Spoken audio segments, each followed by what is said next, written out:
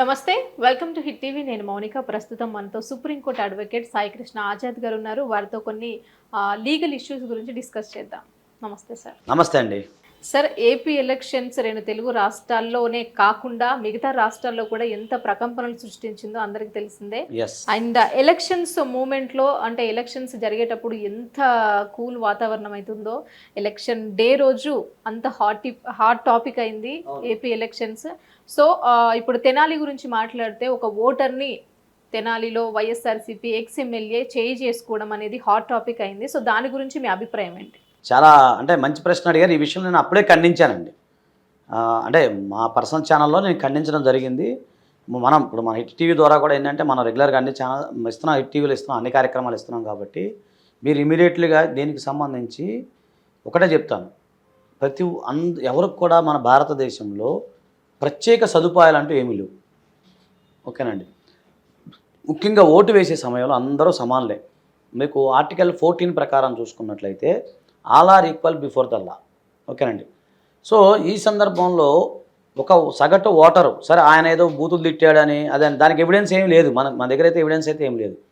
ఒకవేళ అతను ఏదో వేరే ఉద్దేశంతో అంటే ఇతను ఎక్స్ప్లెనేషన్ చేస్తున్నాడు. తర్వాత ఆ సదరు ఎమ్మెల్యే ఎవరైతే ఉన్నారో ఆయన ఎక్స్ప్లెనేషన్ ఇస్తూ ఉన్నారు, దాని గురించి కవర్ చేస్తున్నాడని నాకు అనిపిస్తూ ఉంది ఆయన సైకలాజికల్గా చూస్తే.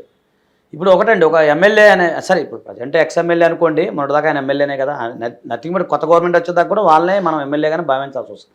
అపధర్మ ముఖ్యమంత్రిలాగా అపధర్మ ఎమ్మెల్యే ఆయన. ఓకేనండి. కొత్త గవర్నమెంట్ వచ్చేదాకా June 4 తర్వాత. సో నేనేమంటానంటే ఆయన అపధర్మం ఎమ్మెల్యే ప్రజెంట్ అన్నప్పుడు ఉందాగా వ్యవహరించాలి. ఇప్పుడు ఎవరైనా సరే మిమ్మల్ని అంటారు, నలుగురిలో ఉన్నప్పుడు 4 రకాలుగా అంటారు, పూలు పడతాయి రాళ్ళు పడతాయి. సో అన్నప్పుడు ఏంటంటే మిమ్మల్ని విమర్శ ఉంటుంది. విమర్శించాడు లేదా అతను మిమ్మల్ని తిట్టాడు అనుకోండి, మీరు దగ్గరలో అక్కడ ఉన్న ఆఫీసర్స్ ఉంటారు, అతనికి కంప్లైంట్ చేయాలి. అది ఉందాతనం ఒకటి. లేదు లీగల్గా కూడా అదే.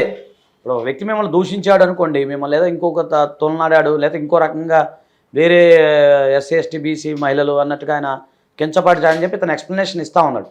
అదే ఎక్స్ప్లెనేషను దగ్గర ఉన్న పోలీస్ స్టేషన్లో కంప్లైంట్ చేయడం, లేదా అక్కడ లోకల్లో ఉన్న పోలీసు వారికి కంప్లైంట్ చేసి ఇగో పలానా ఆయన ఇలా అంటున్నాడు ఇట్లా బురద జరుగుతున్నాడు అని చెప్పుకోవచ్చు కదా. ఇప్పుడు అతను జనరల్ వర్షన్ ఏంటంటే మళ్ళీ ఒప్పుకున్నారు. ఆయన సందర్భంలో ఏం చెప్తున్నాడు, నన్ను లైన్లో కూడా నించోమన్నాడు అని చెప్పి. ఎస్, లైన్లో నించోవాలి. ఎందుకంటే నేను చూస్తుంటానండి, నిన్న ఒక వీడియో చూశాను. జూనియర్ ఎన్టీఆర్ గారు చాలా మంచి వ్యక్తి అండి. ఆయన నిజంగా చాలా మంచి వ్యక్తి. ఆయన గురించి నేను విన్నాను. ఇప్పుడు మేము ఉండేది అంటే మామూలుగా హైదరాబాద్. జూనియర్ ఎన్టీఆర్ కానివ్వండి, ఆయన చాలా బాలకృష్ణ గారు కానీ ఫ్యామిలీ కానివ్వండి, వాళ్ళంతా క్యూ లైన్ లోనే వచ్చారు. ఏంటంటే ఇక్కడ ఇష్యూ ఏంటంటే సార్, ఇప్పుడు మన ఎక్స్ ఎమ్మెల్యే ఎవరైతే ఉన్నారో వాళ్ళు ఏమని ఆరోపిస్తున్నారు అంటే తను తాగి ఇష్టం వచ్చినట్టు మాట్లాడారు, దానివల్ల మేము చేసుకోవాల్సి వచ్చింది తప్ప అంతకు మించి మాకు ఏ ఇష్యూ లేదు అనేసి వాళ్ళు చెప్తున్నారు. వీళ్ళ వర్షన్ ఏంటంటే లేదండి, నేను జస్ట్ క్యూలో రమ్మన్నాను, నేను దానికి వాళ్ళు ఇష్టం వచ్చినట్టు తిట్టి నా మీద చేసుకున్నారని ఎవరైతే ఓటర్ ఒక అతను సుధాకర్ అవునండి, గొట్టుపాటి సుధాకర్. అసలు దీనిలో ఏది నిజం అనుకో. ఒకటే నేను కూడా ఎంక్వైరీ చేశాను మేడం. అంటే నాకు తెనాల్లో ఫ్రెండ్స్, మాది విజయవాడే కదా, నేను మొన్న ఓటేసి వచ్చాను విజయవాడలోనే, కృష్ణలంక మాది. సో అక్కడ నేను తూర్పు నియోజకవర్గంలో ఓటేసాను. ఈ సంఘటన చూశాను. బీయింగ్గా నేను జర్నలిస్ట్గానే ఉన్నాను. సరే అడ్వకేట్ కావచ్చు కానీ నేను కూడా జర్నలిజం చేశాను. సో అక్కడ తెనాల్లో మన వ్యక్తులు ఉంటే అడిగాను నేను అసలు ఏం జరిగిందంటే, ఒకటండి వాస్తవంగా జరిగింది ఏంటంటే అతను తాగాడు లేకపోతే తిట్టాడు అన్నారు అనుకోండి. ఇప్పుడు ఆయన చెప్పిన వర్షంలోనే మనం ఆలోచిద్దాం. మనం ఎవరికి కూడా వ్యతిరేకం కాదు, అలాగే ఎవరికి అనుకూలంగా కాదు. ఇక్కడ ప్రజాస్వామ్యం గురించి మనం మాట్లాడుకుంటున్నాం, ఒక హ్యూమన్ రైట్స్ గురించి మనం మాట్లాడుకుంటున్నాం. ఆ సందర్భంలో ఒక వ్యక్తి ఎమ్మెల్యేని తిట్టాడండి. అంటే ఎమ్మెల్యే అంటే అపధర్మం ఎమ్మెల్యే ఇప్పుడు ఆయన ప్రజెంట్. సో ఆయన ఎమ్మెల్యేని తిట్టారు, ఎక్స్ ఎమ్మెల్యే లేదా XYZ ఎమ్మెల్యే ఎవరో తిట్టారు. తిట్టినప్పుడు ఆయన ఏం చేయాలండి, హుందాగా వ్యవహరించాలా లేదా కొడతాడా? కొట్టే రైట్ ఉందా ఈ ప్రపంచంలో ఎవరికైనా?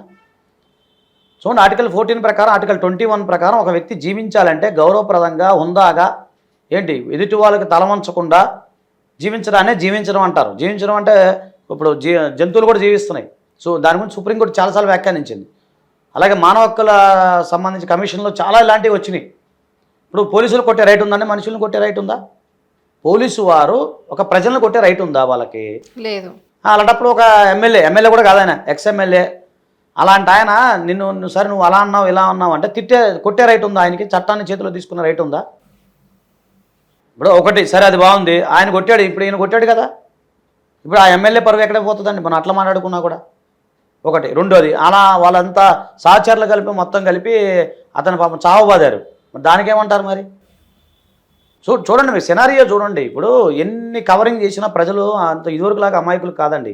ప్రతిదీ గమనిస్తూనే ఉంటారు. ఇప్పుడు మీరు అధికారంలో ఉన్నారు, అధికారంలో ఉండి అహంకారపూరితంగా నువ్వు చేసుకుంటావు, నీకు రైట్ ఎవడిచ్చాడు?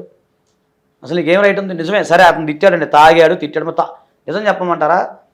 చట్టంలో ఒక వ్యక్తి తాగి కనుక మాట్లాడితే ఓకేనా, అతని యొక్క మాటలకు విలువ లేదు. ఒకటి నేను అదే చెప్తున్నా. ఇప్పుడు అతను డ్రంకన్ పొజిషన్లో ఉంటే అతను మైండ్ పనిచేయదు కదా, అప్పుడు పిచ్చోడి కింద లెక్కే కదా అతను. ఇప్పుడు ఆయన చెప్పిన వర్షంలోనే చూద్దాము. ఒక వ్యక్తి అన్కాన్షియస్లో ఉన్నాడు, తాగి డ్రంకన్ స్టేజ్లో ఉన్నాడు, డ్రంకన్ స్టేజ్లో వచ్చి ఏదేదో వాగుతున్నాడు అనుకోండి, అతను మైండ్ పనిచేయదని నాకు అర్థము. అతను నథింగ్ బట్ పిచ్చోడి కింద లెక్కే కదా. అప్పుడు నువ్వేం చేయాలి? న్యూసెన్స్ కింద కంప్లైంట్ ఇవ్వాలి. లేదు అతను ఏదైనా ఎక్స్ట్రా మాట్లాడనుకో, డిఫమేషన్ సూట్ ఫైల్ చేయి, అతని పైన పరువు కేసు ఫైల్ చేయి, 10 మందిలో నన్ను తిట్టాడని చెప్పేసి సివిల్ సూట్ అయ్యి 1 కోటి రూపాయలు వేయి అతని మీద. అంతేకాని చేసుకుంటారండి. చేసుకున్నారు. ఇప్పుడు అతను కొట్టాడు తిరిగి, ఇప్పుడు మీ పరువు ఎక్కడ పోయింది? మొత్తం గంగల కలిసిందా? ఒకటి. రెండోది, అలా అనుచరులు ఆయన గొడ్డును బాధారు. దీని మీద హ్యూమన్ రైట్స్ కమిషన్ వాళ్ళు సుమోటోగా తీసుకుంటారు. పొద్దున నేను ఎలక్షన్ కమిషన్ చూశాను. వాళ్ళు ఎలాంటి దానికి సంబంధించి ఎలాంటి ఫిర్యాదు అందలేదని అంటున్నారు. ఫిర్యాదు అందకపోతే నేనే వేస్తాను హ్యూమన్ రైట్స్ కమిషన్లో, ఖచ్చితంగా ఫిర్యాదు చేస్తాను దానిపైన. ఒక ఎమ్మెల్యే వ్యక్తి ఇక ఆయన ఇష్టం వచ్చినట్టు లైన్లో రమ్మని అతని వర్షన్ కూడా విన్నాం మేము. అతని వర్షన్ ఏమైనా లేసని లైన్లో రమ్మని కొట్టాడు. సో మీకు ఒకటి చెప్తానండి, లైన్లో రమ్మని కొట్టాడా లేకపోతే ఇంకేదో అన్నండి కొట్టాడా అంటే నువ్వు చట్టాన్ని చేతులు తీసుకునే అధికారం అయితే ఫస్ట్ లేదు. ఒక కామన్ మ్యాన్ అయితే దాన్ని ఎవరు పట్టించుకోరు జనాభా. ఒకటి. ఇంకోటి, అంత అహంకారపూరితంగా ఉండకూడదు. పదం అనేది ఒక మనిషికి ఉందాతనాన్ని తీసుకురావాలి తప్ప నేనే పెద్ద మునగానని ఉండలేదు. చరిత్రలు ఎంతోమందిని చూసాం మనం, వీళ్ళెంత పెద్ద లెక్క కాదు కదా. ఒకటి. మీరే చెప్తున్నాను మేడం, ఎంత ఉందాగా మన ఎన్టీఆర్ గారు కానీ అల్లు అర్జున్ గారు కానీ వీళ్ళంతా ఎంత గొప్ప వాళ్ళండి. వాళ్ళు అంత పెద్ద స్థాయి వ్యక్తులు, ప్రపంచవ్యాప్తంగా వాళ్ళని గుర్తుపెట్టుకుంటారు కదా ప్రజలందరూ, ఎక్కడ పోయినా గుర్తుపడతారు కదా వాళ్ళని. అలాంటి వ్యక్తులే ఉందాగా లైన్లో నించొని చక్కగా ఓటేశారు కదా బాలకృష్ణ గారు కానీ. చూడండి ఒకసారి వాళ్ళని చూసినా మనం నేర్చుకోవాలి కదండి. సో నేను కూడా చెప్తున్నాను, నేను మా ఏరియాలో నేను కూడా ఒక విఐపీనే. నేను వెళ్ళాను, చాలామంది అన్నాను నువ్వు లైన్లో నించోవద్దని అంటారు. వద్దురా బాబు, చట్టం ముందు అందరూ సమానలే. అది ఎంత ఎండైనా సరే, మిట్ట మధ్యాహ్నం కాలిపోతుంది మాకు. ఇప్పుడు ఆంధ్రాలో మండలు బాగున్నాయి, అయినా సరే నేను లైన్లో నించొని ఉందాగా ఓటేసి వచ్చాను. అందరూ నన్ను అప్రిషియేట్ చేశారు. అంత పెద్ద స్థాయి ఉండే వ్యక్తి కూడా లైన్లో నించొని మనతో పాటు ఎండలో నించొని చెమటలు గారతా చక్కగా వేసానని చెప్పి, అది మన హక్కు అండి, రాజ్యాంగం ఇచ్చిన హక్కు. లైన్లో నిలబడాలి, అది మర్యాదపూర్వకంగా ఉంటుంది తప్ప నీకు ఒకటండి. మళ్ళీ చెప్తున్నా, ఓటేసేటప్పుడు ఎమ్మెల్యేలకు కానీ ఎంపీలకు కానీ ఎవరికైనా సరే ఒక సాంప్రదాయం ఏంటంటే పెద్దవాళ్ళు రెస్పెక్ట్ ఇస్తాము, అంతవరకే సాంప్రదాయం. కానీ చట్టంలో ఎక్కడా వచ్చి వాళ్ళకి ముందుగా ఓటేయాలనో లేకపోతే వెనక ఓటేయాలనో లేకపోతే లైన్లో నిలబడకుండా ఓటేయాలని లేదు.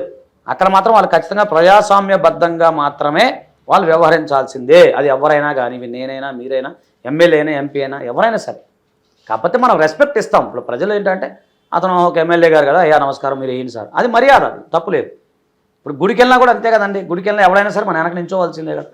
దేవుడి దర్శనానికి అందరూ సమానలే కదా. అప్పుడు ప్రజాస్వామ్యాన్ని పరిరక్షించాల్సిన బాధ్యత మీ పైన ఉంది. ప్రజాస్వామ్యాన్ని పరిరక్షించే ఒక ఎమ్మెల్యే ఆ అప్రజాస్వామ్యానికి పాల్పడటం నేరం, తప్పు. అది అందరూ ఖచ్చితంగా ప్రతి ఒక్కరు కూడా ఖండించాల్సిందే. ఓటరు తప్పు చేస్తే సరిదిద్దాల్సిన బాధ్యత ఎవరికి ఉంటుంది? ఎమ్మెల్యేకి ఉంటుంది.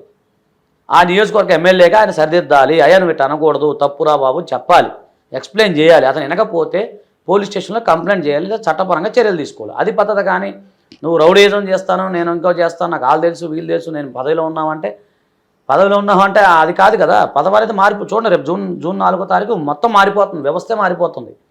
మీరు ఊహించుకున్నంత ఫలితాలు ఏం లేవు. దీనికి సంబంధించి ఏమంటే మామూలు హ్యూమన్ రైట్స్ అడ్వకేట్గా నేను ఖచ్చితంగా ఖండిస్తా, ప్రజాస్వామ్యవాదిగా ఖచ్చితంగా ఖండిస్తాను. ఒకటి. ఇంకొకటి నేను ఏమంటున్నానంటే ఇలాంటి సంఘటన జరిగినప్పుడు ఇది మానవ హక్కుల ఉల్లంఘనే, దాంట్లో నో డౌట్ అట్ ఆల్. అలాగే ఎవరైతే ఇతను బాధారో, అతను బ్లూ షర్ట్ అతను వేరే చాలామంది ఉన్నారు, వాళ్ళ మీద కూడా ఖచ్చితంగా అటెంప్ట్ మర్డర్ పెట్టాల్సిందే. ఆ సుధాకర్ గారు ఇమీడియట్లీ కంప్లైంట్ చేయాలి.